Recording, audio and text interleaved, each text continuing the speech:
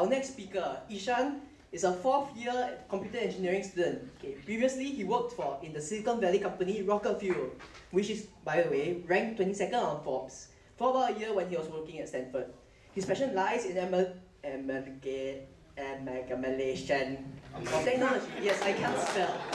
Yes, of technology and entrepreneurship. Okay, he is also the co-founder of CorruptionTrak, a social enterprise to deal with the rampant problem of corruption in India.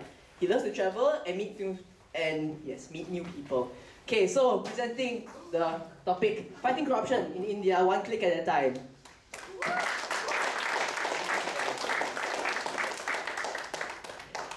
By the way, it's Agrawal.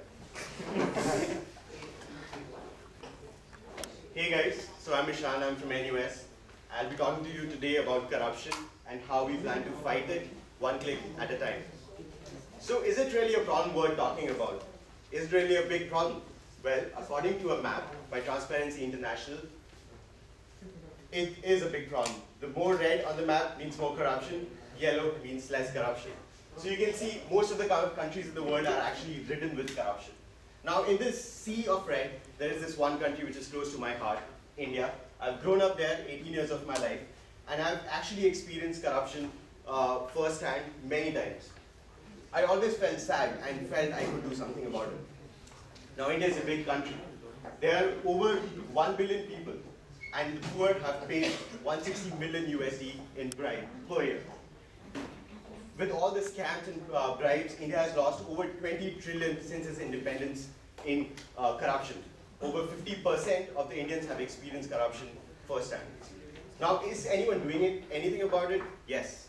So last year in August, there was this whole revolution in India against corruption for this bill that was being passed, that was an anti-corruption bill.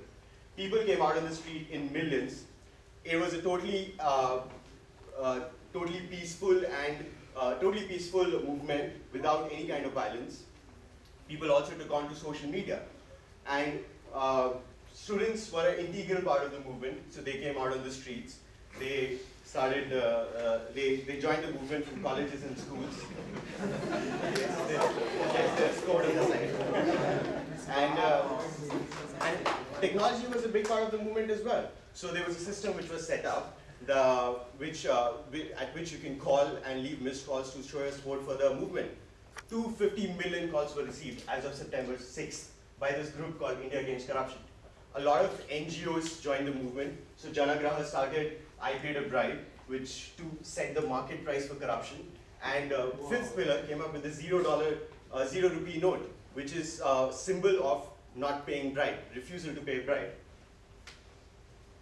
Yes. So while all this was happening, I was in India. I was trying to come to Singapore for my next semester, but I lost my passport. And getting a new passport is usually a week, but then I refused to pay bribe, and it took over a month. The very identity of being an Indian and India was corrupt. I really felt bad. I came back. I was talking to a friend in our dorm kitchen about corruption and what we can do about it and how to join the movement. So we thought, we're technology people. We can empower the whole of India, all the citizens, with technology to actually join the movement with the comfort of sitting at home. So we came up with the idea of CorruptionTrak. It's a crowdsourced platform for reports of corruption. We got so excited about the idea, we built the prototype of the app overnight. This is what it looked like. So there's a form, and it shows all the cases of corruption, so show nicely on a heat map of India. But Android is not such a big market in India. So we went on to a website which we released this January, and it looks something like this. We also pull in reports from Twitter, if you report using the CorruptionTrak hashtag. And one of the most interesting features of our product is get alerts.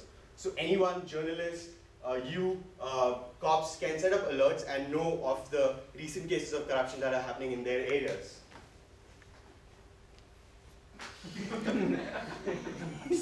Yes, so we launched the website in January, and within an hour of launching, we started getting a lot of hits. We got over 60 hits for about 3 hours. The only thing that we were worrying about that time was keeping the servers alive. But thankfully, nothing happened, and we also got a lot of reports. So as you can see, there's this one report. A guy in Madhya Pradesh paid 3,000 rupees to get his own identity, his birth certificate. another guy in Chennai who refused to pay a bribe and paid the fine instead for a traffic offense. Okay, now we have a cool product, people like it, what next? We're talking to organizations in India, governmental and NGOs, and we are also open to expanding it to new countries because we really want to target the problem at the grassroots level. If any of you who are watching the talk here or online wants to help us out and think they can help us out in any which way possible, please drop us a line at admin@corruptiontrak.com. And so where do we see this going? Well, what we really want is the world to look something like this on the corruption index, all yellow. And how are we going to make this happen? One click at a time. Thank you.